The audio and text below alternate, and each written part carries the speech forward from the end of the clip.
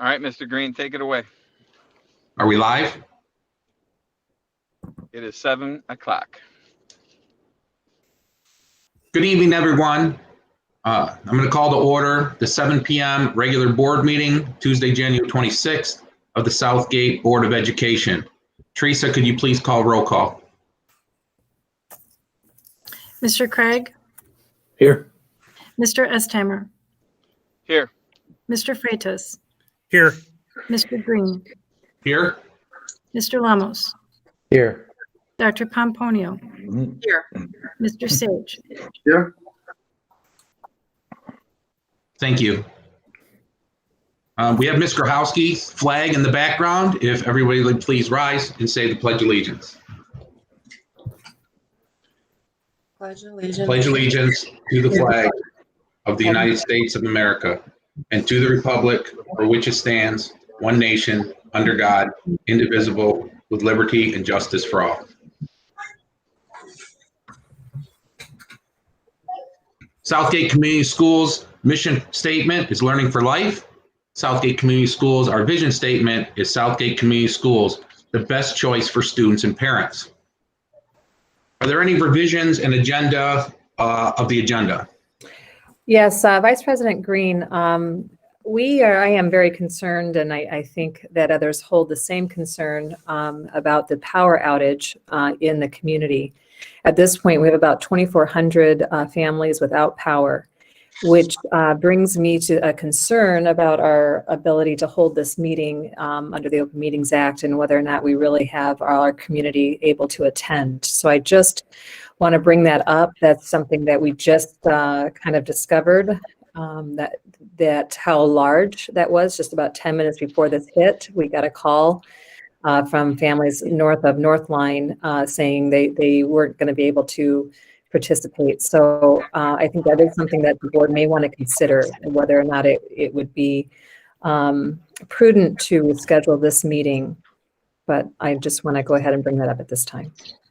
Thank you, Ms. Irvine. I'm well aware of the fact, and of course, the reason I am running this meeting as the vice president, we did not fire Tim after a couple of weeks. If people are asking, if you notice, he is in his car, and I believe also Rick is also without power also, and the majority of our constituents in Southgate and in Northern Allen Park or Southern Allen Park do not have power at this point. So with that being said, I think it is something to consider. I'm not sure, Mr. Craig, I would like to ask or Dr. Pomponio, your expert opinion, being on the board the longest, about the Open Meetings Act, if we should proceed with this meeting in your, opinion, or do you think it is appropriate that we revise this agenda and make a motion to postpone this meeting to a further date later in the week? Mr. Craig, sir? Well, I guess that's two different questions. One is I would say we are not in violation of the Open Meetings Act.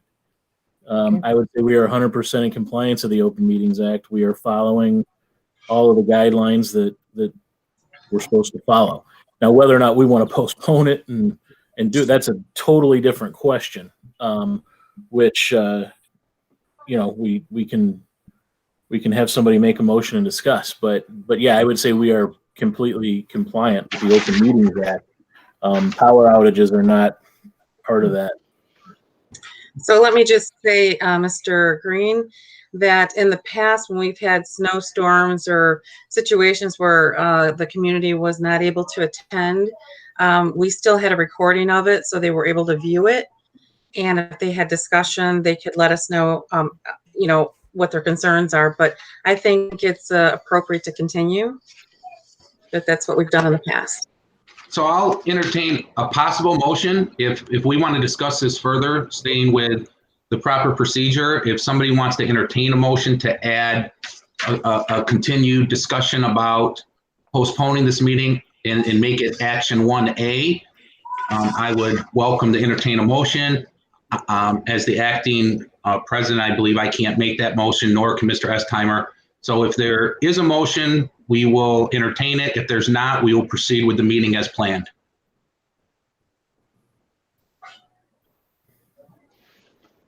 Mr. Craig. I make a motion to approve the agenda as presented. Support. There's a motion on the floor and support to accept the approved agenda. Is there any other further discussion? If not, Ms. Grahowski, could you take a roll call, please? Mr. Estheimer, Yes. Mr. Freitas, Yes. Mr. Green, Yes. Mr. Lamos, Yes. Dr. Pomponio, Yes. Mr. Sage, Yes. Mr. Craig. Yes. Thank you, Ms. Grahowski. So we have an agenda, which moves us to item E. And item E, Ms. Irvine, do we have any citizen comments? Yes, we do. We have two citizens' comments. We have one from Jessica Gilly from 13541 Phelps. And she's saying, I'm writing you today as both a Southgate parent and as a Southgate school employee. I have two kids, one at Davidson and one at Anderson. I currently work in the food service department, normally serving the students at Anderson. I know these kinds of decisions you've had to make are difficult and even more difficult to please everyone. I just want to say that I am so happy you decided to let families like mine have a choice to send our kids back face to face. I just wanted to take a minute to share a little bit of how our first semester went with one of our children.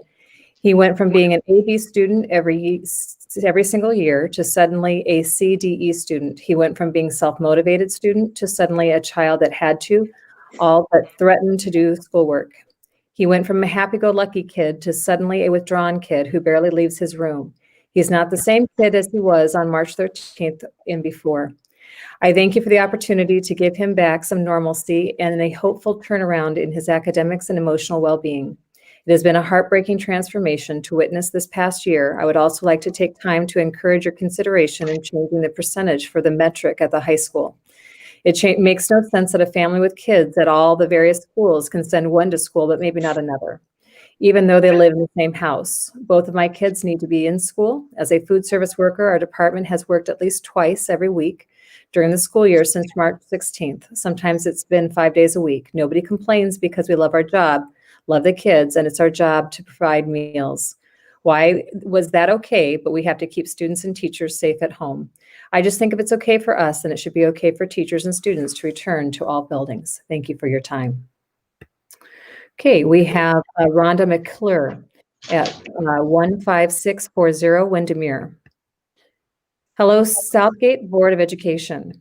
First, I want to thank you so much for your hard work and thoughtful responses to this pandemic. No plan will make everyone happy, and I know our students' success and well-being weighs heavily on all of you. You are so appreciated, and I hope you all know that. My comment is regarding high school in-person learning. My daughter's a senior, and we chose to return face-to-face when that happens. However, I have heard some rumors that in-person students will be at their desk with a laptop while the teachers are at the front of the class, also on their laptop, instructing both virtual and in-person students at the same time. This is concerning to me because I'm not sure how helpful this will be for in-person students. If this is the case, what is the difference of in-person and virtual learning for high school? As I said, this is something I have heard and have no idea of the validity. If this is the case, can we make the change to our choice of learning from face-to-face back to virtual? I wish we would have had a better picture of the plan before making a commitment. Thank you for any information that can be provided. Again, I appreciate all you do for our students. Thank you. Rhonda McClure. Okay, we have another, Eric Timmons from 15006 Coventry Drive. As a parent of a student and spouse to an Anderson High School educator, I worry about students and faculty returning to in-person education. I understand that the board members have done their best to make,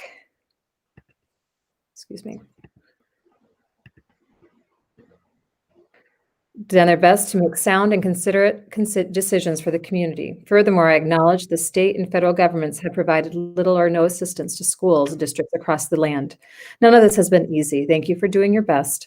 Governor Whitmer will make her State of the State address tomorrow. In an interview today, she spoke of vaccinations as being the key to getting life back to some normal, stating, how are we to get our kids back in school is that we get to the 70% mark that we are racing to meet, yet many school districts, including our own, haven't made faculty vaccinations a part of the reopening plan. Instead, we've only focused on the overall illness rates. Meanwhile, employers across the industries have had their employees working from home if it's reasonably possible, just like teachers have been able to do. We are in step 4 of the Michigan Safe Start Plan, which explicitly calls for remote learning in K-12 and higher education. Are we jeopardizing our community to increase test scores? What am I missing here? And then he references and says we do not need to read this out loud. Okay, those are our comments this evening, and we will follow up with those that have questions. Thank you, Ms. Irvine. So I'm not sure those citizen comments, you will take care of answering whatever questions you may need and following up on that for those comments, correct? That's correct. I will follow up with them. Thank you. Thank you, Ms. Irvine. That brings us to item F, which is presentations, which we have none. And we move back to item G, which is back to you, Ms. Irvine, for the superintendent's update. Okay. I'm going to just, I have a little quick slide or two that I want to just show you. I'm going to give you a report out of our current in-person status at this time. And I just want to make a quick share.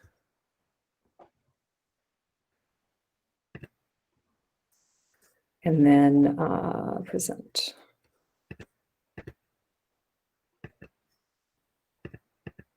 Okay. All right, just updating us. Here are some pictures I'd like to start with, showing what's going on in classrooms right now. You will see these are from different schools that we've had in the school district. We've also had some sweet pictures that have been sent from families, appreciating the opportunity to be in person. And I just wanted to share that before we start. So in-person participation so far, total in-person, we have 762 elementary students. That's 71% of our elementary students are in person. Class size range from 11 to 20. On middle school, our total in-person is 364. That's 58% of our middle school population. Our class size ranges are 14 to 21. Remote participation at elementary, we have 315 families in elementary. And we have 263 middle school students in remote participation. If you look at our Atlas comparisons, we had at first semester 146 students in Atlas. The second semester, we had 105. In middle school, we had 85 the first semester, second semester 76. In high school, 199, and second 201. And just a very brief update, we have CARES Act money that can cover safety devices, building improvements, technology, and additional staffing, cleaners, sanitizer, PPE. Our total CARES Act fund to date is 1.9 million approximately, and we've encumbered or spent 1.8. So I just wanted to share that as a brief update to our in-person learning. And I do want to commend our staff for doing an exceptional job in these first few days. I think they have expressed appreciation that this first week was a half day. And I think that's a really important consideration. We did do asynchronous for the first 3 days of our remote learning.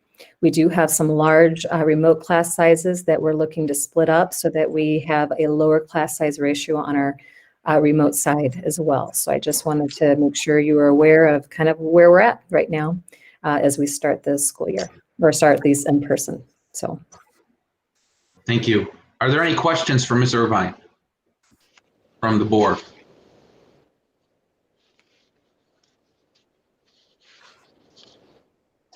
None? Okay, we move on to item H, which is the consent agenda, which would encompass 1, minutes from the January 12, 2020 closed session meeting and the January 12, 2021 regular meeting and the HR update. I'll entertain a motion to accept the consent agenda. I'd like to make a motion to approve the consent agenda as presented. Do I have a second? Support. We have a motion from Dr. Pomponio, support from Rick. Is there any discussion? Ms. Grahowski, can you take a roll, please? Mr. Freitas, Yes. Mr. Green, Yes. Mr. Lamos, Yes. Dr. Pomponio, Yes. Mr. Sage, Yes. Mr. Craig, Yes. Mr. Estheimer. Yes. All right, motion carries. Moves us to action I. Number 1, the approval of participation in and corresponding counsel for the Office of Retirement 3% FICA closing agreement with the IRS. That be you, Ms. Irvine? Yes, that would. For the past several years, the IRS has tried to work on a system-wide answer from the IRS on the proper tax treatment of employer and employee contributions made to the MESPERS Healthcare Trust. So that means that back in 2013, the Treasury asked, or the governor asked for them to make retirement adjustments to their plans on retirement benefits. And there was a very big case about the constitutionality of 3 years of contributions that were made involuntarily from educators, and we all went through that process, and that was all distributed. Well, now at this point, those that elected to continue to have benefit deductions from their pay have had that treated in different districts, different ways. Some of them have taken FICA out of that money, and some of them have not. Some districts have been pushing the IRS for, and the ORS has been pushing the IRS to tell them whether or not they have to take FICA out of that account. They are finally at a position where they are asking the IRS for a closing agreement that will provide guidance. ORS is asking districts to sign on to the agreement. And if we do participate in this closing agreement, it does not impact whether or not the district will have to conform to the IRS ruling. We would have to, one way or another, either take FICA from those, apply FICA or not. At this time, though, just so you're aware, no districts in Wayne County ever withheld FICA.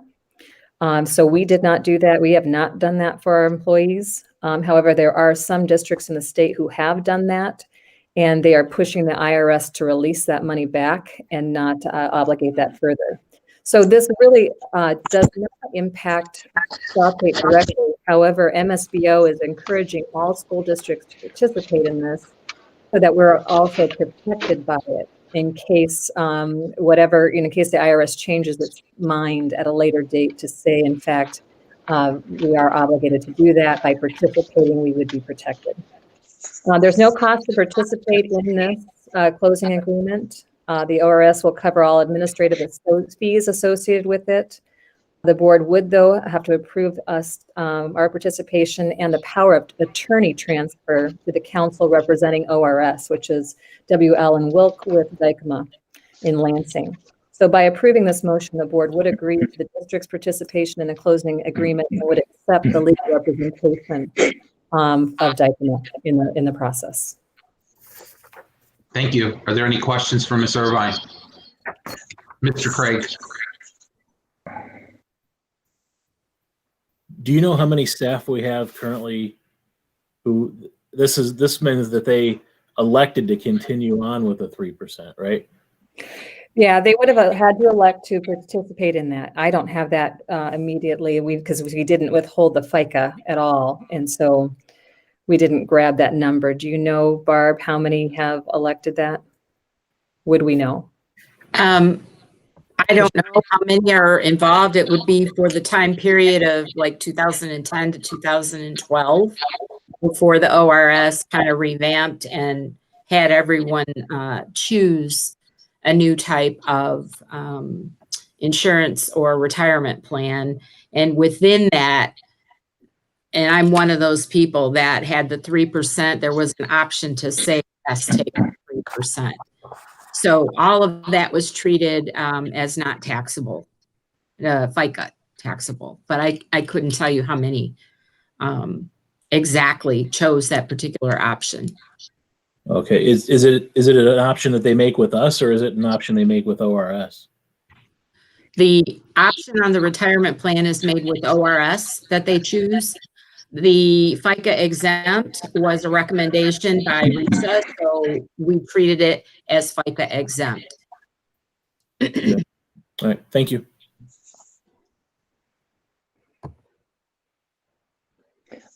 Yeah, I'm sorry. Mr. Lamos? Are Yeah, there Mr. any Lamos.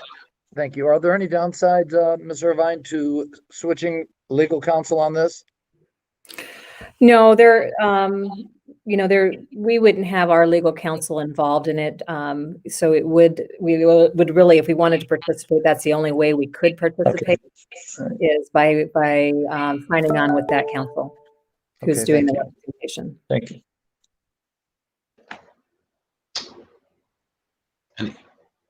Anybody else? If not, I'll entertain a motion. Mr. Lamos? Give me a second. I have to get my fancy light on to read this thing. Hang on.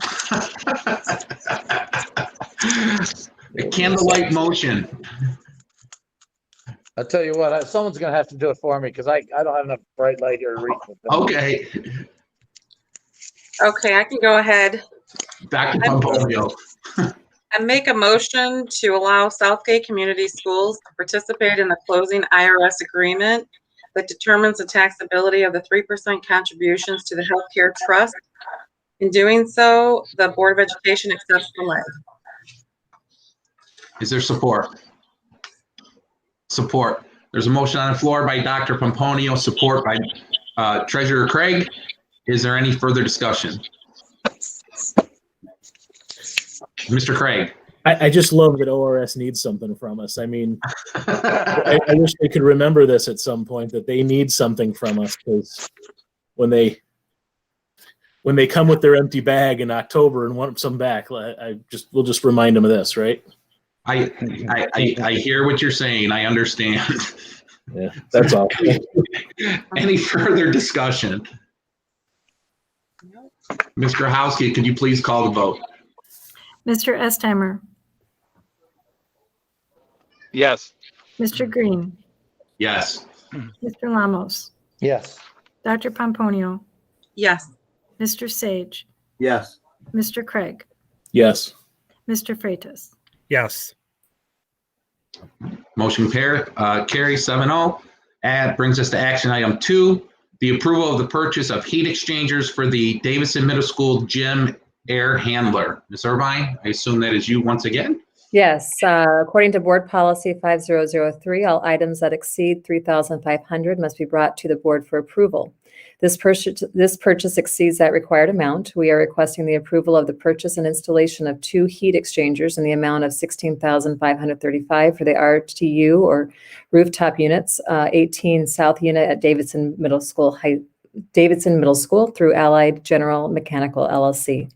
This work was scheduled for the second bond program series. The unit is currently broken and unable to be permanently repaired without these units. This purchase will use bond money remaining from the 2015 bond program. 3 quotes were collected to provide this repair and installation. The company Allied General Mechanical LLC selected for the work produced the lowest quote. Thank you. Are there any questions for Ms. Irvine? Mr. Craig? Yeah. I'm sorry. Sorry, Mr. Craig, and then Dr. Pomponio. Okay, Dr. Pomponio. So according to the 3 estimates, the one that we're going with is the cheapest, but what I want to know is, do we have any knowledge of the company and their, if they've done business with other schools, and, what the reputation is? I guess that's for Jacob, maybe. Yeah, thank you. Hello, board members. How are you? Good. How are you? Good. So yes, Allied General Mechanical has been doing service for the district for the past 10 years. They're trusted. One of their techs was actually, I believe, one of the parents that were involved with the band program in the school for Anderson High School. And both of his children graduated from Anderson High School. So yes, we've been using them for the past 10 years, and yes, they are trusted. They also are installed a boiler at Allen Elementary and a hot water tank at Asher Elementary. At Asher Adult Education. Sorry. Thank you, Jacob. That was perfect. Mr. Craig. So we're paying for this with what seems to be the never-ending 2015 bond money. Is this work that was scheduled to be in the current bond program? So for the new bond, it's actually these units are actually slotted to be changed. Okay, so I didn't want to make the change, and it's going to cost over 50 grand to change these to new units. So until that's 4 years from now. So with this bond money, we're going to repair these units for that's another 4 more years, and not pull those new units ahead, because if we pull them ahead, we're actually going to hurt ourselves, in the future. So because that gym will have 2 units, and if we get one now and then they're not going to be the same units. I'd rather keep them both the same, intangible parts, and at that time the roof is going to be replaced as well, so we can do all that work at the same time. So repair them now, and then stay on schedule.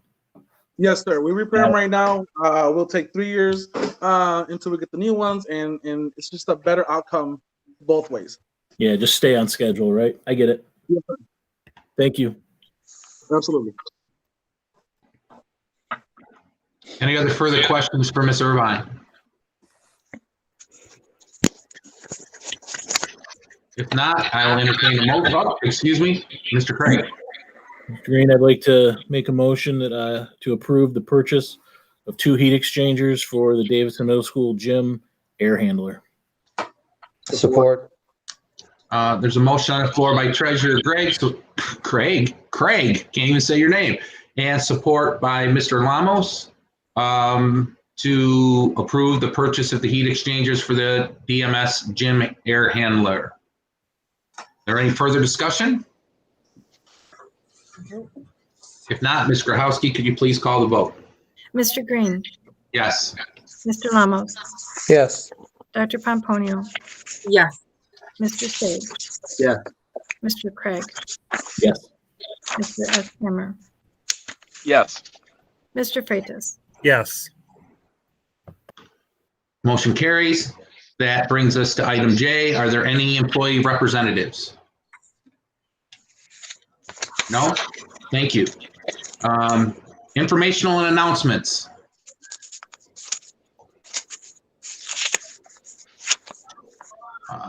President Estheimer.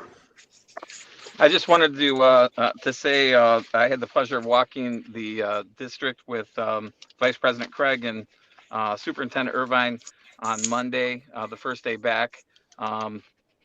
Mr. Green and I were interested in checking out some of the concerns that were represented early on, and with some of the parents as far as class size, PPE, and that type of thing. And I'm pleased to report that what we saw was as normal of a day of school as you can have under these circumstances. The students were extremely well behaved. I don't know if it's just because they were tired. I don't know. They weren't used to getting up that early, I guess, but very good spirits. The teachers were all in really good spirits that we ran into. So I wanted to thank Ms. Irvine for participating in that with us, the building administrators for all their hard work and getting their schools open in that quick of a fashion. The previous administration for getting everything aligned, including the Colt team, for getting everything in line so we could have a really great start. And on her 3rd week anniversary, Ms. Irvine, especially for seeing the vision through and getting those kids back with the help of those administrators. So thank you. Everything looked fantastic. Thank you. It definitely was a team effort. Everyone worked together to make that happen, especially when you think about the way they pulled together the surveys for families. That was just a remarkable amount of coordination. So my hat goes off to our team. They're excellent. If there's nobody else, I'll chime in and say for those watching that besides the fact that Mr. Craig and I are now twins, since Mr. Estheimer, you and I with Ms. Irvine Oh, sorry. walked the halls, not Mr. Craig. You said Mr. Craig, which was funny because we both. You should have seen the look on his face. You should have seen the look on his face when you said it. He kind of perked up and like, was I there? I'm in the middle of a school parking lot. I agree. I don't know what's going on. I get it. I'm trying to. I know it's serious stuff, but you're in the car and Rick's over there, George Washington, with it looks like his lighter, trying to read stuff. So, yeah. You got to laugh a little bit. I will say that there were some, 99% of the things that we saw were, as Mr. Estheimer said, I think as well as could have been done.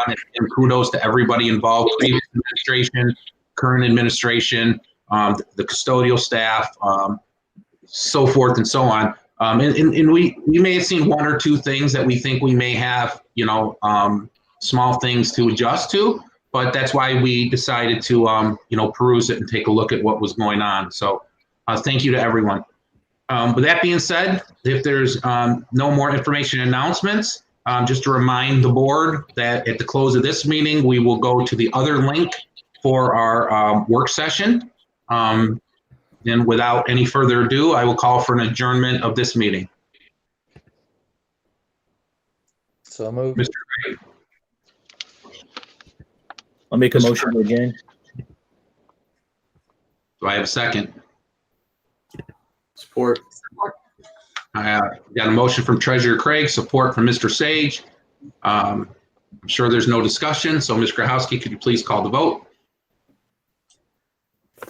Mr. Lamos, Yes. Dr. Pomponio, Yes. Mr. Sage, Yes. Mr. Craig, Yes. Mr. Estheimer, Yes. Mr. Freitas, Yes. Mr. Green. Yes. See you on the other side, folks. Thanks.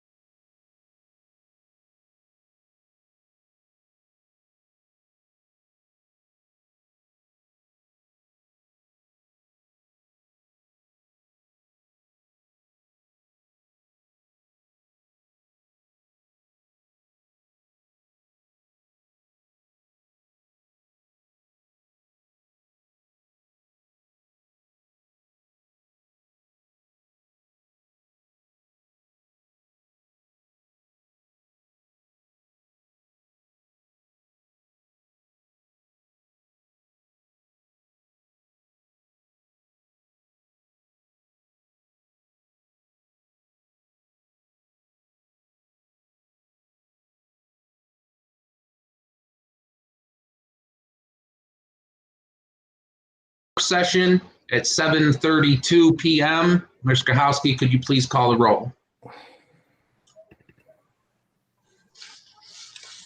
Dr. Pomponio, Yes. Mr. Sage. Here. Craig. Here. Sorry, Mr. Craig. Mr. Estheimer, Here. Mr. Freitas, Yes. Here. Mr. Green, Here. Mr. Lamos. Yes. Sorry about that, Mr. Craig. Greg, you've been getting beat up all night, man. I called you by the wrong name. People are saying you were doing stuff. You've got to play the lotto. Get that billion. Brings us to item B, an approval or revisions of the agenda. Make a motion to approve the agenda. Support. I have a motion by Dr. Pomponio and a support by Treasurer Craig. Do we need a call for that, Jason? Roll, yeah. Can we get a roll call, Ms. Grahowski, please? Mr. Sage, Yes. Mr. Craig, Yes. Mr. Estheimer, Yes. Mr. Freitas, Yes. Mr. Green, Yes. Mr. Lamos, Yes. Dr. Pomponio. Yes. Thank you. We have an agenda, which is pretty simplistic, but not so simplistic, which is item C, discussion of our continuity of learning plan. Ms. Irvine, are you going to take the lead on this? I just, I I can wanted get to, us- yeah. I'm I just sorry. wanted to say before we got started, guys, thank you so much for doing this work session.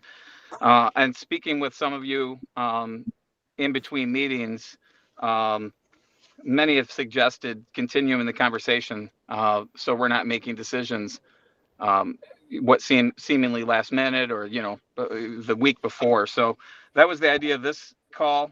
We've had a chance to see, or this meeting, we had a chance to see a couple days work. We've seen some data. And we just wanted to kind of continue the conversation, feel, just give us this chance to talk about it openly, about kind of how we feel things are going, or maybe perhaps the direction it's going in. So Ms. Irvine's going to lead that discussion, but that's sort of why we're here, and I appreciate you all joining in. Thank you, President Etzheimer. I do have, we can guide it with a small PowerPoint. I know I've been doing a lot of that lately, and I know that this is really an opportunity for us to talk. There are a few issues that have come up with families. When we first got started on this, the recommendations I initially had were making sure that whatever metric we're using, we're truly getting a 14-day average, and we're not making that larger than 14 days. But the other was to consider doing something quicker for elementary and middle school, just based on some of the research coming out that showed, the research that was presented at the time. The 5% was really left as it was, because that was a continuation of what the board had and the COLT team had recommended in December. At that time, we were really talking about positivity rates, and that was the discussion. And then we, had new numbers come up at our January 12th meeting, and we understood them later to be daily average new case rates and not positivity rates. And we transferred that to the metric so that 9 or fewer, which did fall in the appropriate risk level for medium risk, was for elementary and middle school. And the 5 for high school was left there as a continuation from December. But we didn't spend a lot of time talking about the appropriateness of 5 as the high school metric for the daily new case rate. We know from some of the research that came out that the COVID Act Now website had some links to research that showed that when you're looking at daily new case rates for out of 100,000 cases, which is where they're coming out of, you have 1 to 9, which are considered to be of equal risk. And so I think it would just be a good opportunity before any recommendations come forward in February to consider whether or not that's the appropriate number we should use for high school before they return. Questions for Ms. Irvine?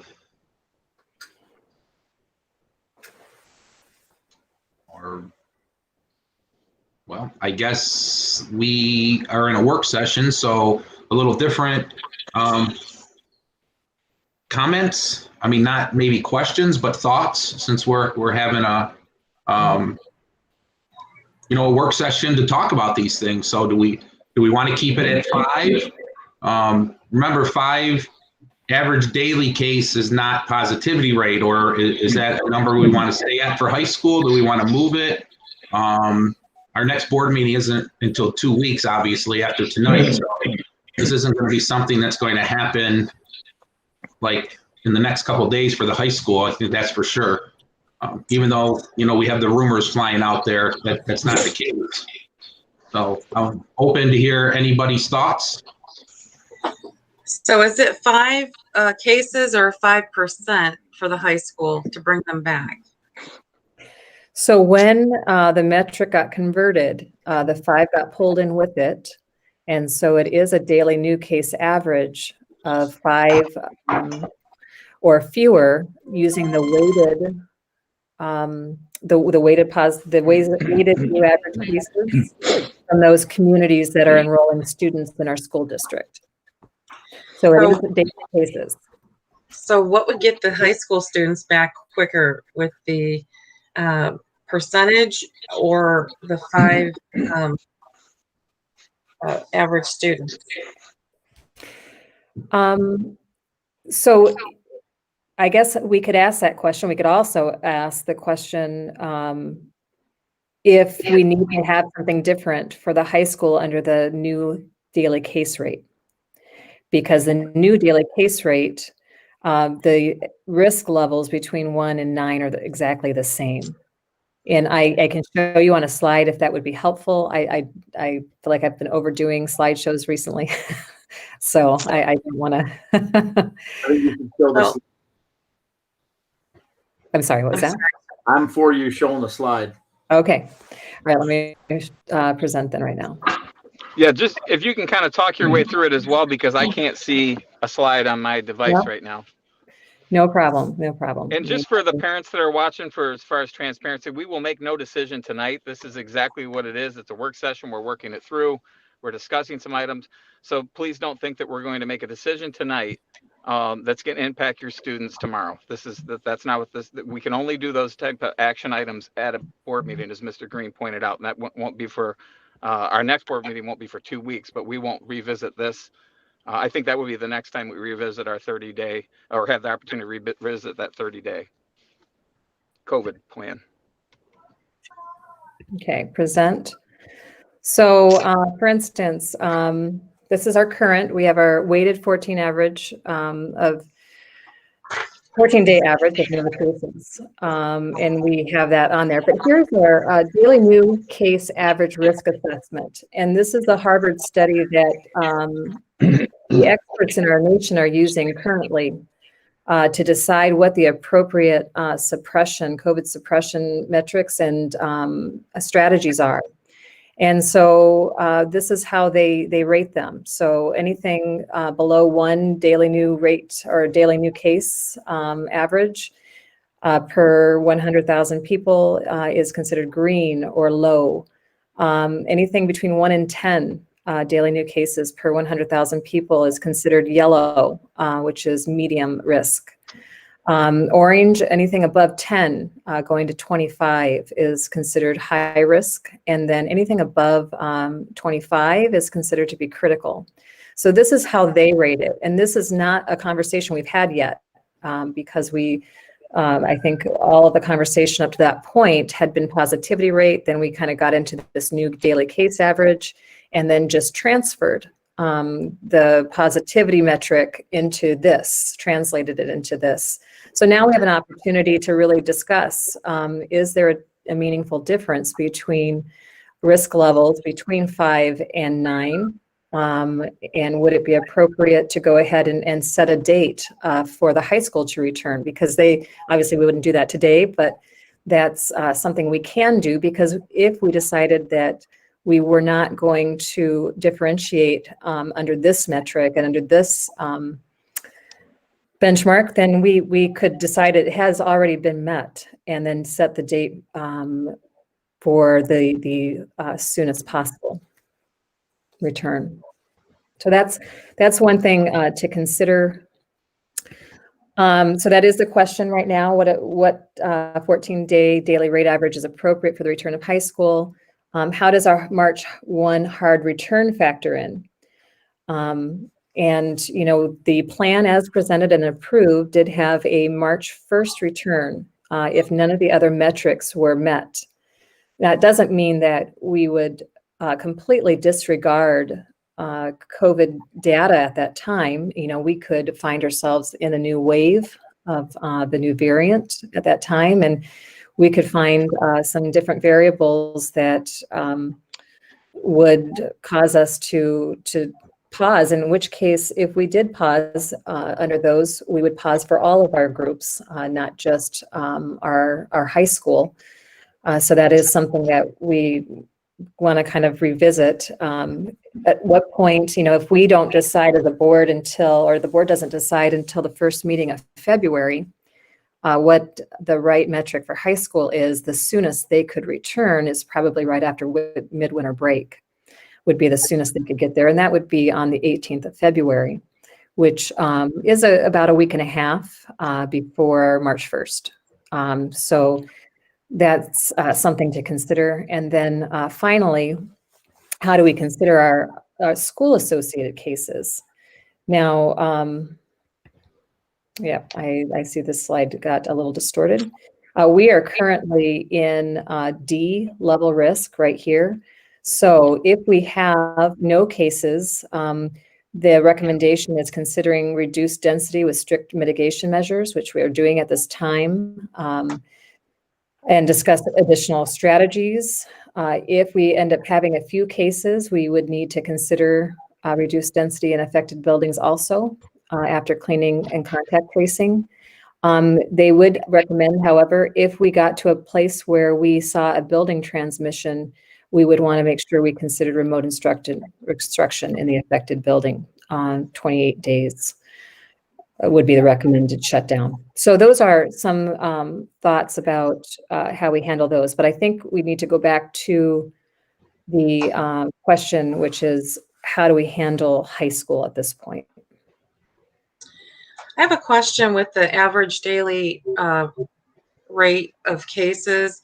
Has there been any change or any movement with the new variant that came out or that's coming forward? Is it increasing the numbers, or is it just, have we seen that increase? And is it affecting us? Can we see that affect us? The most recent news article I saw was that we have 4 cases in Wayne County at this time. And I don't know, that just came out as a separate news item. I don't know if they intend to track this new variant separately from the standard COVID metrics that they're using right now. I don't know. There's too little known about that at this point. Okay. Ms. Irvine, do you have, Rick, is your hand up, sir? No, okay. Do you have the updated metric that you have on the website? Can you share with us? Yes, yep, I do. Let me pull that up in just one moment. I will pull that up and then share it with you. We're having some issues with collecting the data. You probably will notice that when you go in to try to look it up and see what's going on at this point in time. That's because there's been a delay. There seems to be a continual delay in getting Detroit numbers. And then when Detroit numbers do come in, they end up changing several of the prior. So I don't know if they're getting a residual kind of account of new daily cases that just aren't submitted in a timely way. And so they're going backwards and reallocating or recounting. I'm not sure what they're doing, but let me go ahead and get to this tab. Okay, so this is our current rate. I'll show you here on the left, we do have our Wayne County positivity rate that we were watching for before. And so it started at 10.3 in Wayne County. I'm sorry to interrupt. I can't see the presentation. Am I doing something wrong? Does everyone else see it? Yes. Oh, okay. Yes. It must be me. Sorry about that. Go ahead, Dr. No, that's okay. You normally, Rick, you're the one that tells me when it's not showing. So I listen very closely when you speak about that. Anyhow, it starts at 10.3 and it goes down. On the 10th of January, it was 8.5. If we go down further, on the 17th of January, 7.4, 18th, 7.4, 19th, 7.3. The 22nd, it was 6.5, and we haven't gotten any updates since then as far as the actual positivity rate. So that's where we're at. Now, if we had been tracking the positivity rate, we would have tracked it for 7 days at 5% or below. And so it has not hit that at this point. So these numbers, which are our communities that we've selected that are enrolling students in our school district, and their percent weighting is pulled from the Wayne RESA document, which has to be updated by Wayne RESA staff. And that is also not always updated in a consistent or timely way. So there will be some delays which are impacting the weighting average. So right now, up until about 4 o'clock, we were short some Detroit numbers. And then suddenly we got Detroit numbers, and now they actually gave us an extra day of Detroit numbers. So I'm not sure what that means. But our weighted average here is at the very end. And so it started at a daily new case rate of 8.9 January 1st. It traveled up mid-January and then started to decline. It hit a low of 6.94 and then started to rise again, and then came back down a little tiny bit. So we're sitting at about 7.22 right now with this calculation, and the rest of the communities have not yet been populated in the Wayne Risa data sheet. So that's where we are now. Any questions while I have this up? Oh, thank you. Is there anybody on the Cole team that feels strongly one way or the other that, I mean, you've been vested in this the whole time. We appreciate it. Does anybody feel strongly one way or the other as far as, you know, having one uniform number that we're looking for, or keeping it separate?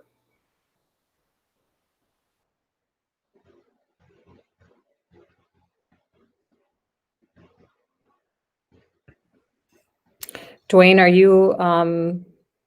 I don't know. I know you have some power. Yeah, I'm sitting here at a power outage on my phone.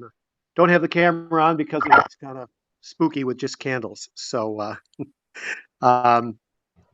yeah, you know, whatever metric we use, I'm not particularly concerned about that. I think what we're looking for at the high school is to have some sort of certainty as to when we're going to be able to go back. And we understand that, you know, with this entire thing, that there's no certainty. You know, as was mentioned earlier, if you know, cases start to rise again, we certainly want to be safe and cautious. But at the same time, we'd like to be able to know with, you know, a bit of notice that, you know, there's a particular time that we'll be going back. So, you know, barring any increases in the rates or the numbers per 100,000, whatever way we do it, you know, going back by March 1st, I think is something we very definitely would want. And before that, as was mentioned earlier, you know, right after winter break, something like that would probably be even better. So that's just kind of our general thoughts from the high school.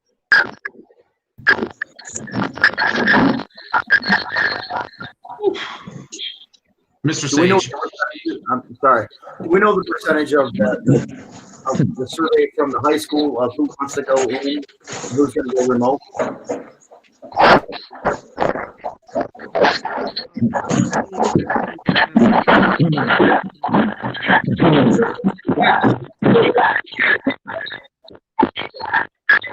I can text him. It's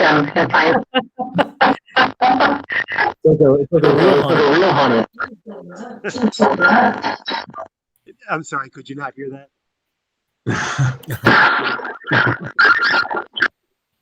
This is like my daily life all the time. Every couple minutes. Can you please mute? Can you please mute? There.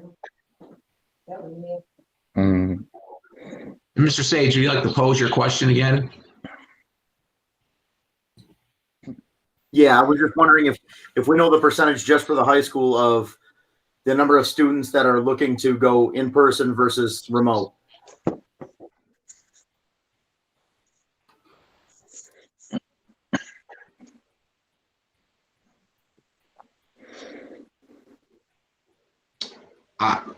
I don't have that answer. Mr. Lyons has just texted, said it was 62% of the families are wanting to return in person. Yeah, I had 426 Anderson students that chose remote, 431 chose in person, and 31 chose Atlas. So we would get the social distancing with those numbers, correct? Okay. Yes, just, we would. We all know as far as weighing on the decision of the percentages, if we go with the percentage, regardless, we're going now, if we got the number similar to what we're at now, we're going to get the social distancing for the most part. In my eyes, I guess. Mr. Craig? The issue I have is that we're trying to make scientific decisions, right? We don't want to make how do we feel about it decisions. We want to make scientific decisions.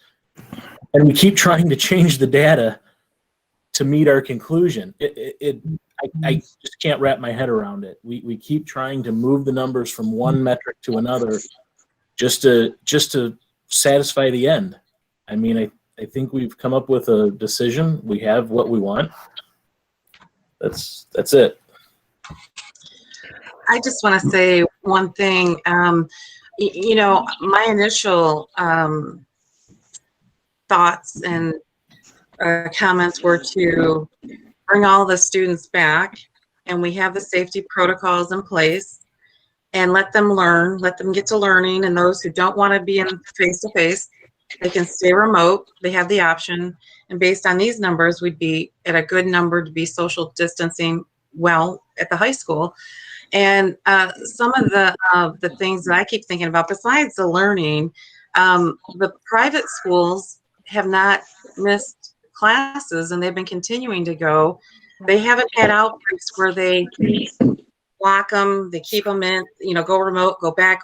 So it's not a back and forth thing. So they've been consistent. There hasn't been any real large numbers of outbreaks. So my concern is, okay, if we're going to look at the numbers and metrics and percentages, why don't we try getting all the students back with all the safety measures that we have, with all the protections? And if the students and the parents want them to come back, then let them make that choice. And like myself and other board members have said in the first meeting in January, we haven't been able to offer them that choice, and we're protecting, you know, the students and staff for safety reasons. But you know, at this point, we don't know how long it's going to take before it actually comes to a conclusion. So the numbers may stay that way, and we may keep the high schoolers out for a while. And correct me if I'm wrong, the March 1st hard cap, that's not a definite time, but that's a recommendation for the boards to make that decision.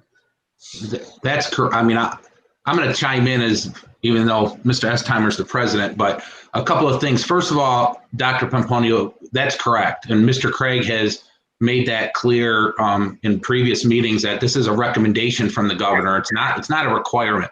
It's this board's decision, and we have to revisit everything every 30 days of what we want to do for all of the schools if there's an outbreak. I also want to address what Treasurer Craig said, and I think we keep using that term again here, is that I agree with Mr. Craig, is that we've already agreed that we're using the 14-day average. So we got to stop using the word percentage, because a 14-day average is not a percentage.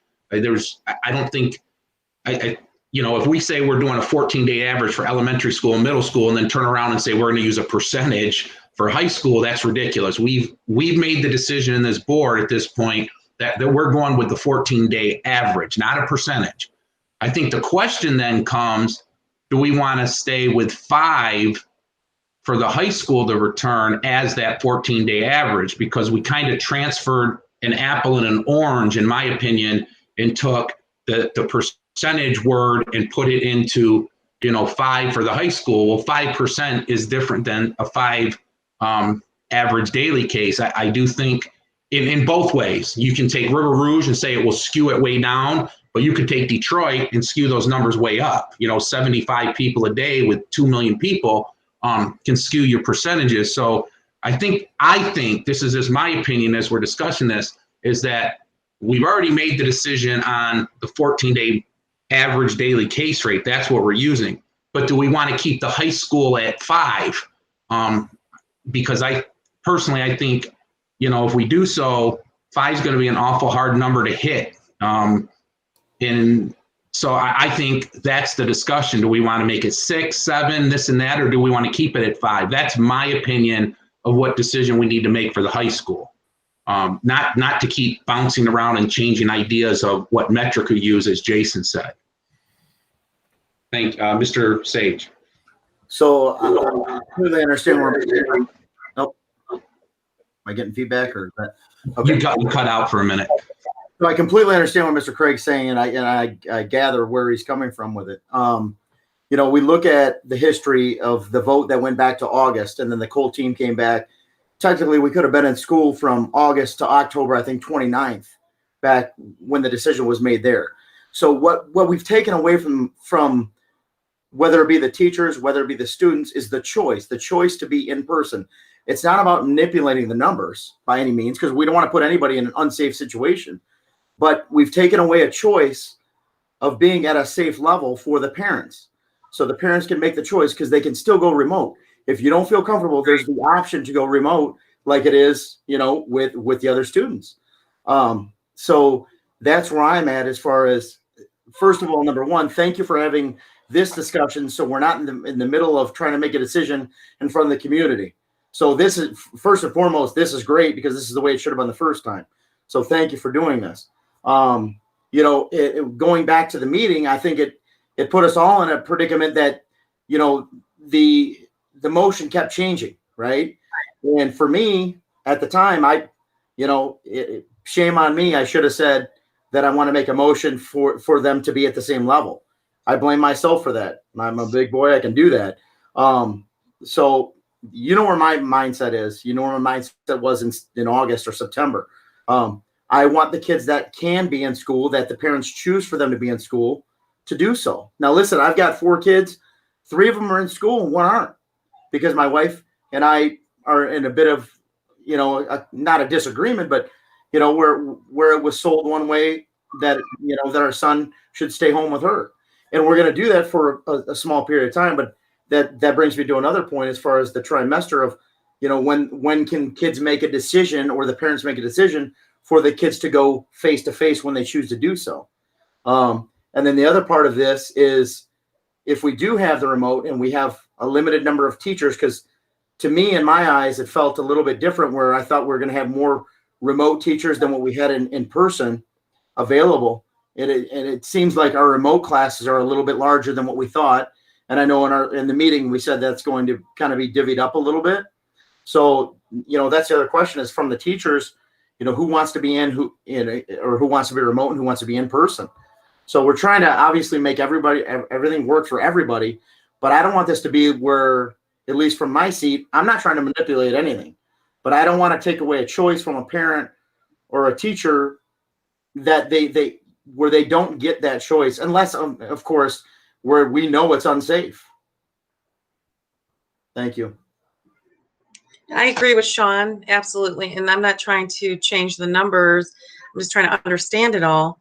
But my thinking is the choice part of it, because, if they want to stay home, they can. So then we look at the numbers of what the teachers want and what students we have in the classroom and remote. So yeah, I'm 100% for choice at this point, because like I said, when you compare it to other Montessori's and private schools, they're all learning, they're all in the classrooms, and they're safe, and they're taking the safety measures, where it's appropriate. But, if we don't give the some parents that choice, but the other parents the choice, it's just not fair to all the students and parents.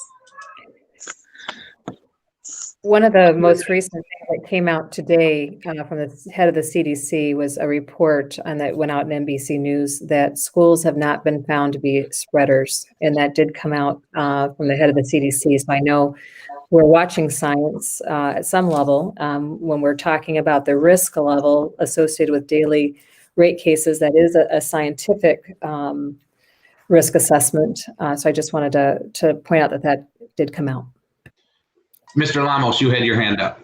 I was just going to quote the same article. I saw it, and yeah, there's less evidence than I thought there might be that schools are becoming the spreading point. So I agree with Dr. Pomponio and Sean. We don't want to, shouldn't, and with Craig, our partner with Jason. So I know we absolutely shouldn't be manipulating numbers to get people back to school. I mean, none of us want that.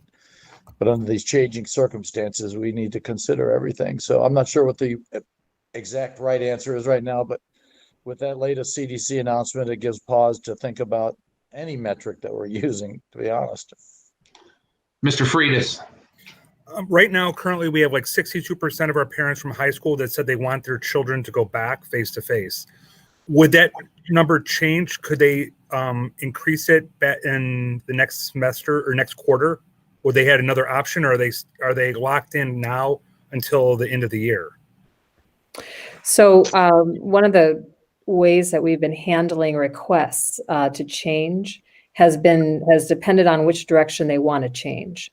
So we're erring in the side of social distancing. So anyone who is going in person who says, no, I want to go remote, we're granting that. Okay. We're going to let that happen because we think that that's a risk assessment, safety assessment, and we want to improve social distancing wherever we can. On the flip side, if they're remote and they want to go in person, it will depend on whether or not there's space. And by space, meaning that we are checking for the social distancing capacity of the classrooms that they're requesting to go in. And if that class is not open because there is not enough space to maintain our social distance expectations, then we're saying no at this point. So we've done that in elementary, and we did set that mark at 15. So if that classroom is greater than 15, we're not allowing anyone going from remote to go back in person by request. But again, we're going the other way. We will let them go remote. Okay. And my second point was the high school sports can start back on the 22nd of February. We're one of the most stringent ones in the country as far as high school sports. If you look around, almost everybody is going contact basketball is being played in 46 of the states right now. We have some very tough standards. And if we're willing to go back on the 22nd, if it's safe enough for the sports, it probably should be safe enough for 62% of our students who want to go back in person. Okay. Mr. Sage? Yeah. So, Mr. Freitas, I completely agree with you on that statement. Unfortunately, our students are traveling out of state to do sports at this present time. I know a majority of them are. And going with your, the state-to-state analysis, I completely agree. I would like to see a potential of getting these students that chose remote the possibility, and I know, Mrs. Irvine, what you said, they can go to remote, but they don't really have the option to go back into school. Part of the decision making goes on, how the parents feel. It also goes on how the parents were instructed by the teachers at that point in time. So I want to keep that in effect. So at some point there needs to be a decision of, is there another opening per se that it's safe for for the teachers and the students that want to be back in person. There needs to be a timeline that they can make that choice to go back in. So I understand to go remote, that's the easier side of the coin, as long as we have the teachers available, because they can, they can stay home. Like if a kid at Davidson per se doesn't feel good at the present time, they can stay home for the day and still be, not absent for the class. But the elementary is where we run into that problem. Right. So we do have a scheduled time where we're going to reevaluate at the trimester because we can consider additional in-person classes if we need to, but we also do have some space right now in several of the classrooms. There are some that are closed out, but that's not the case across all buildings. So there have been some situations where we recommended even maybe going to a different building that does have space if that's really a high importance. But we are going to revisit this in the trimester, which is mid-March, because we may find ourselves in a different situation in mid-March in terms of the impact, the COVID rates at large and the social distancing recommendations at that time, and whether we maintain a 15 at that time, we may increase if we see us significantly improved. Okay, thank you. Then the last thing, just my statement, Mr. Green, is that for the parents one thing I don't want there to be miscommunication. My thought process is we keep it uniform across the board, not trying to manipulate the numbers, not trying to do any of that, just keeping it across the board. The new study came out that Mrs. Irvine's brought up and Mr. Lamas brought up. I'm for, and again, there's no decision, there's no vote tonight. I'm for keeping it uniform across the board. Thank you. Mr. Craig? Thank you. So I guess I think to answer some of the questions that have come up is, why are we treating high school different than we're treating elementary and middle school? And my answer to that is the same answer that I had back when we started school and back when we came up with this plan originally, and continues on. They are different models. They are different kids. They are different classrooms. They are different. The only thing that's the same is that they're school. Everything else about them is different. The elementary schools are very small. They're small buildings with small populations with classrooms that don't change. The middle school is a smaller population than the high school. And again, we have a lot of control over what changes and doesn't change. To the best of my knowledge, we don't have any kids driving to elementary school and driving to middle school. We do at high school. High school is a different animal. And again, you're going to be telling kids that 8 of you can pile in a car and drive to school. And then when you get there, you got to stay away from each other. They're not going to understand that. They're not going to do that, choice or not. They're just not going to do it. So that's why, again, I think that's the answer to the question. It's a different animal. And I gotta, am I the only one who finds it ironic that we're having this discussion over a computer because we can't legally have this meeting in a room? Because if 20 parents want to show up, we're violating the governor's laws to do that. Yet we can put 1,000 kids in a school and it's just okay. But we can't put 20 parents in a room and have this discussion. So I find that ironic. Maybe I'm the only one. Thank you. Mr. Lamos? Just to quickly comment on Jason, your comment. Of course, it's ironic, but that's the state of that's the state of the art of supposed science that we're all trying to follow, and incongruent, inconsistent messages from both state, federal, and even the health department for that matter. So I hear you totally. I get it. But this whole thing is like that. There's contradictions at every turn, and I agree that high school is different. And there's some operational aspects of that I think the Colt team and Dr. Irvine would be the ones to address. But if we've agreed that 5 is a number, and if there's scientific reason to think that there's no difference between those numbers in a real risk framework, then we're silly not to consider that. Mr. Sage? Mr. Craig, I completely understand where you're coming from, and you're 100% correct with what you're saying. I'm not disagreeing with that statement at all. What I can tell you is that Mr. Lamas can probably agree to this. These same kids that we're talking about going to high school, they're piling in a car and they're going to the YMCA working out together. They're piling in a car and they're going to pick up fast food. They're piling in a car to go to the football field and play around. So, what we have control of what we have control of. What we don't have right now is the parents don't have the choice for their kids at the present time. They, and again, it's not about manipulating the numbers. It's about having that choice. If we felt as a board that it wasn't safe across the board, then it gets stopped. But what we're taking away is a choice for those that want to have the opportunity to go back face to face. And if we have the educators to be able to do that, that's where my mindset is.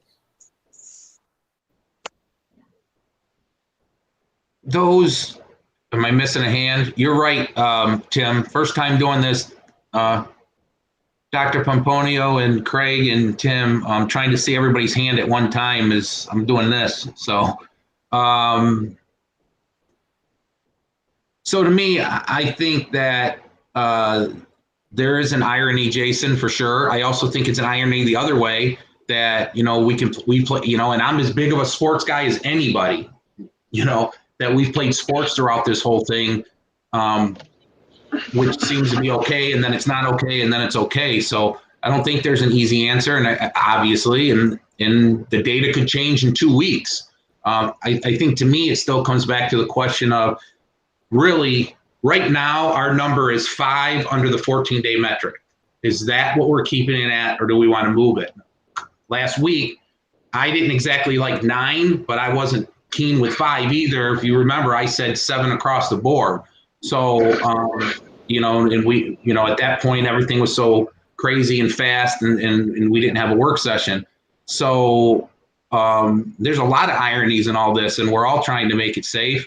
And, you know, if something changes, then the laws could change tomorrow. We know that. But I think right now what we're discussing, and again, for the community that's watching, as President Estheimer said, and I think Secretary Pomponio, that we're not making decisions here. This is our discussion. This is our work session. Okay, so if whatever we're talking about here, because unfortunately we know what's going to happen, somebody is going to take it the wrong way and think that we made a decision tonight, and that's not the case. This decision isn't going to be made for 2 weeks. But I think we're coming back to the question of, we've already made a decision on the middle school and elementary school. Are we staying with 5 under the 14-day average daily rate, or do we want to move it to 6 or 7? You got, you know, move it all the way to 8, 9. I don't know.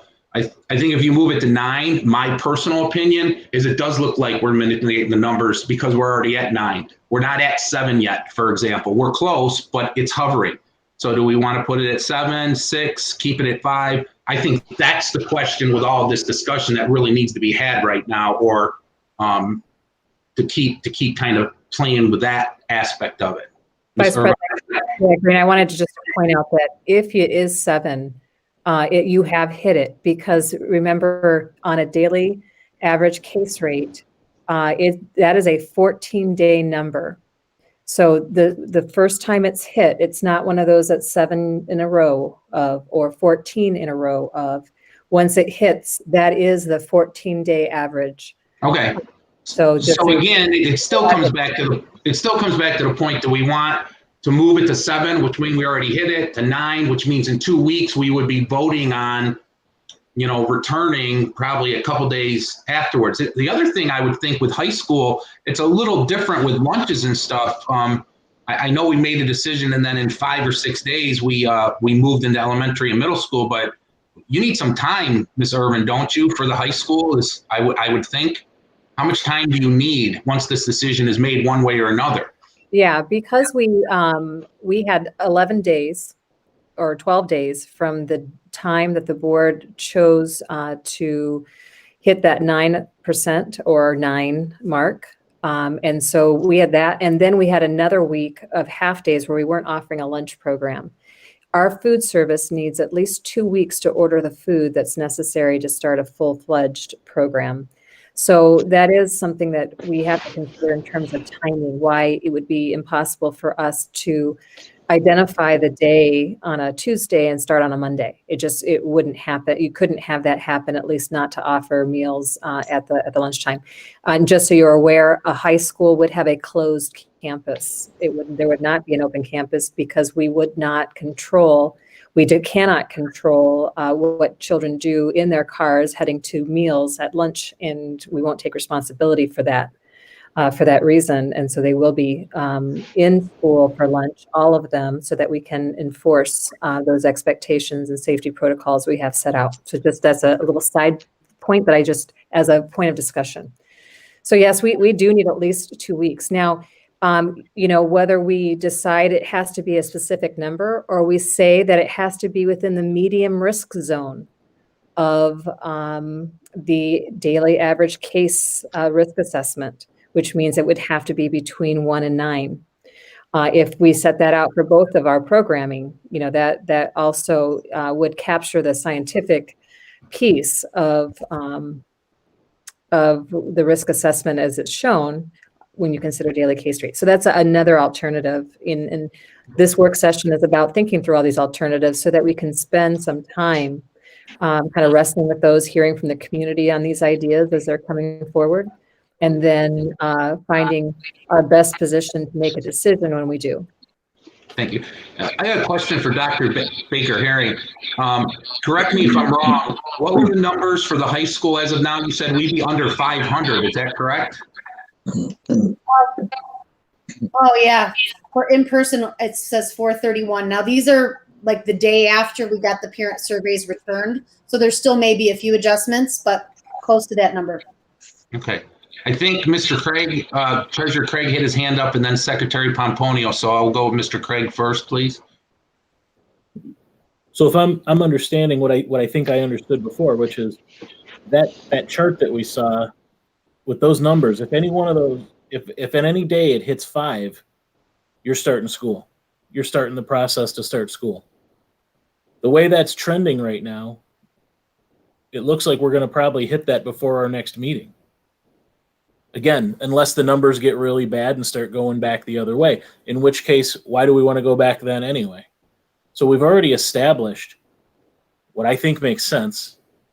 I don't know why we would want to try and hit another moving target in 2 weeks. And again, we got to be careful. We don't want to try and make a decision here. We got to quit asking ourselves, do we want to do this or do we want to do that? This is just about talking through what we're doing, not making decisions and not trying to, come up with a dead number right here. Because if you decide, any member decides they want to change this metric, then they just need to make a motion to that at the next meeting if one's not provided. But I mean, just looking at those numbers, unless things start turning around and getting way worse, then I think those trends are going to get down to that 5, and we're going to be starting school probably, or making a plan to start school by our next meeting. I don't know. I don't know what we really want to wrangle about. And again, I think the point here is there some kind of information or data point that you want staff to provide us with, so we can communicate it. That's, I think, really what we need to do in this study session or work session. But thank you. Secretary Pomponio. Thank you. So as I was looking at that chart, that's what came to my mind instead of, talking about the numbers, the medium risk. I think that's appropriate. I feel like, if it goes down to a higher or goes up to a higher risk, then we can make those decisions. But I think a medium risk says it all. And I think that's something that maybe we can take a look at because that'll cover all the schools. But I think that, having a medium risk by that scientific chart, that helps us without, the 7, 9, or 5. So I'm all for that. But if we look at the numbers, if we're talking about numbers, I would like to move it to 7. I think 5's too low. So that's. Mr. Freitas, you had your hands up. You got to unmute yourself, buddy. That happens daily too, as well as that. If the number is trending the way they are, then staff can have to start looking at ordering food for high school, start to prepare to go back if we hit the 5%. So I'm sure that they're already looking at that as well. And if we can't make a decision, obviously tonight, but by our next board meeting, we could already be planning on going back right when we come back from spring break, February break. So. Mr. Sage and then Mr. Lamos. Yeah, the only thing I want to bring up is that I totally understand what Jason's saying as far as the number, or the percentage, or however we want to say it. But also keep in mind that the data changes every day. We were told in February that we didn't have to wear masks at all. So it's an ever-changing thing. It's not when we make a decision and sit there for the next 3 years. It's changing daily.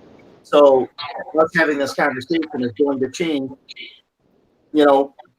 3 weeks from now, potentially. But the science changes daily, just like the report that Mrs. Irvine and Mr. Lamos came out with. So that's the only thing I want to bring up is that it's not as if we're making a decision and then swaying from it. We're following what the data is going on a daily basis. Mr. Lamos. The other thing I was thinking about when it comes to a number, no matter what it is, 5, 7, 9, 20. If it's 20, let's say, and we go back, what happens if it hits 20.1 or 9.1? All of a sudden we're out, right?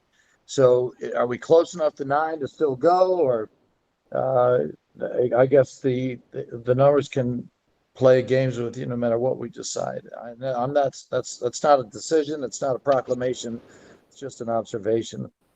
But I think correct me if I'm wrong, Ms. Irvine, once we trigger the number once, it's not back and forth. Then it becomes a school by school basis. So if we say 5 and it hit 5, and then it went to 5.3. We've already triggered the 5, and then we're moving into the Wayne County health risk of how to mitigate what to do, depending on what the risk was. We're not doing the back and forth thing. Is that correct? That's correct. That's how the plan was introduced, presented, and approved. Now, that said, obviously, we're going to revisit the mode of instruction in February, so it's always available for modification. So I just want you to, then that's why I know that Dr. Pomponio and others have highlighted the March 1st as still being a level of decision that the board has the opportunity to reevaluate as that comes forward. So, but at this point, no, we are not using that metric for automatically shutting down things, because we do want to look at our school associated case data. And as Mr. Craig said, we have 2 weeks. This stuff is changing continuously. My thought process would be to ask the Colt team and Ms. Irvine to make a recommendation to the board in 2 weeks and see where we're at, whether it's the metric or 5 or 7 or whatever. I guess you wouldn't have to make it if it's 5. We would just stay status quo. And as Mr. Craig pointed out, if somebody else wants to make a different motion that night, they may do so. But I think a lot can change in 2 weeks. I understand why we had this. I think it's great for having this work session and not making a decision. But I think Jason's onto something with the fact that, we're covering all of our bases, but we might be spinning our wheels for something that's already going to happen regardless.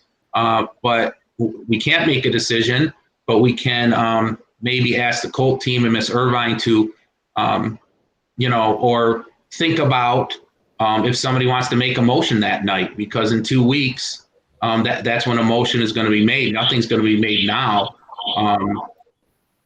So I'm sure there will be, we can't direct you in a work session, but I'm sure there will be probably a thought process from the superintendent's office of what direction she would like to go. Mr. Kemp, you had a comment? I just wanted to say, I hear what all the board members are saying, and I hear Mr. Craig and I hear Mr. Sage.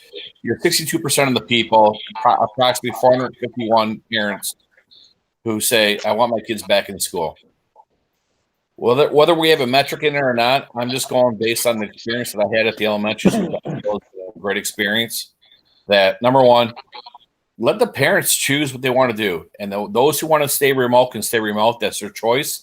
I am not questioning their choice. And the parents who want the kids to come back, let them come back. I just think that's where we're at. And then if things get easier, let the kids come back. Let the parents have the decision a little bit way. We have kids who are seniors who are probably struggling right now. Let's get them in school and help them out as much as we can, because we have to start thinking about the kids. And at this point in time right now, and parents made a decision. I want my kid back in school.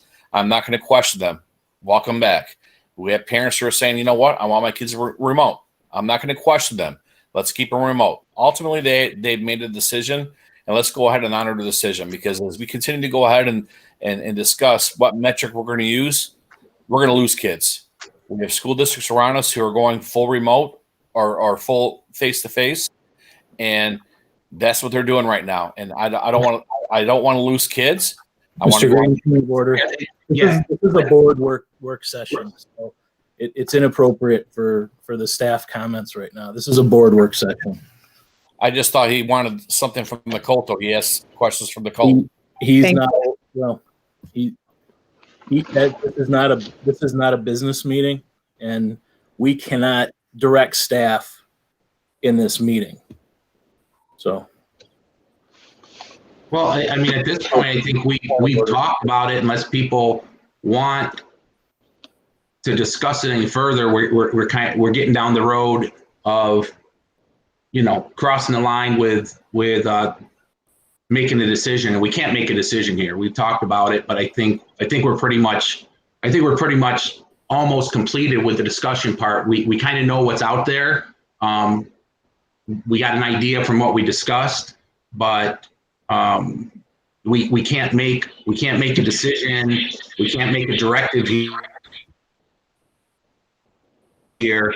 So I'm not sure, unless we have some final comments or what else needs to be said tonight. I think we've kind of exhausted all the thought process in the most part. Mr. Sage, then Mr. Lamos. Mr. Green, again, I don't want to go off say anything I shouldn't be saying per se, but if a decision can't be made for 2 weeks, which I completely understand, but I don't even know if I can ask this question. At some point, when do the on hand at the school, Mrs. Irvine brought up that it's going to take, a week, 2 weeks to get food. Is this not a discussion that we're having right now? Well, it's a discussion we're going to have. I'm sorry.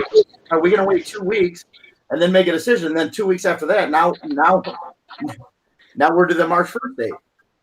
But we can't make a decision. We wouldn't be making the decision tonight anyway with a discussion. The decision is going to be in 2 weeks, which is under the law of revisiting every 30 days. So that's correct. February 9th. Yeah, the February 9th meeting is when a decision is going to be made anyway. There was no decision that was going to be made tonight that was going to be binding, nor could it be made tonight. So either way, the decision isn't going to be made till February 9th, because that's when we're required to revisit the return to learn plan every 30 days. And then even after February 9th, on March 9th, we have to revisit it again. And if the data changes or something changes, although it seems like it's in my opinion, a hot mess in a lot of ways with inconsistency, the reality is every 30 days, we have to revisit it. Now, you could say we're going to stay status quo, but the reality is we have to revisit it every 30 days, and that time frame is the next board meeting, which is February 9th. So there wasn't going to be a decision on the high school tonight regardless until February 9th. I will reassure board members and the community that we are planning for as quick of a start as we can get. And if we need to make adjustments on the food service side, we'll do that. But we are making decisions to be ready on the dot as soon as we can. Thank you. Mr. Lamos. Doctor, go ahead. Dr. Pomponio. Are you sure? Thank you. Yeah. Okay. So typically when we have the work sessions, we will kind of hash it out on one topic or another in one direction or another, but we're trying to hammer out a direction so we don't get confusion when we go to the board meeting and the action items, whatever the recommendations are. Pretty much we're not making the decision, but we're hammering out some kind of direction. So whether we seem like we're leaning one way or the other, we need to have some kind of direction to give to the staff or the superintendent. That's not making a decision. That's just showing some kind of direction through our discussion. Mr. Lamos. Yeah, I just wanted to say, Mr. Kemp, thanks for contributing. We kind of put you between a rock and a hard place, and I know Jason and the rest of us certainly didn't intend to do that, but thank you for the comments.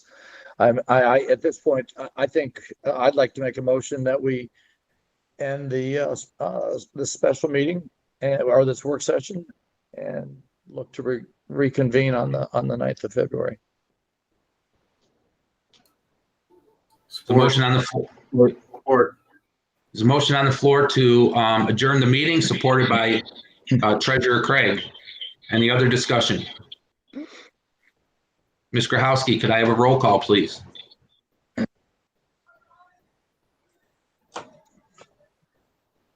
Or Ms. Irvine? I'm not sure who's here still. I'm hearing discussion, but I can go ahead and do a quick roll call. And we'll start with Trustee Craig. Yes. Trustee Frieda. Yes. Trustee Lamos. Yes. Trustee Sage. Yes. Trustee Pomponio. Yes. Vice President Green. Yes. President Estheimer. Yes, thank you, everyone. Thanks, Mr. Green. The meeting is adjourned at 8:34 p.m. I hope everybody has a great night. Thank you.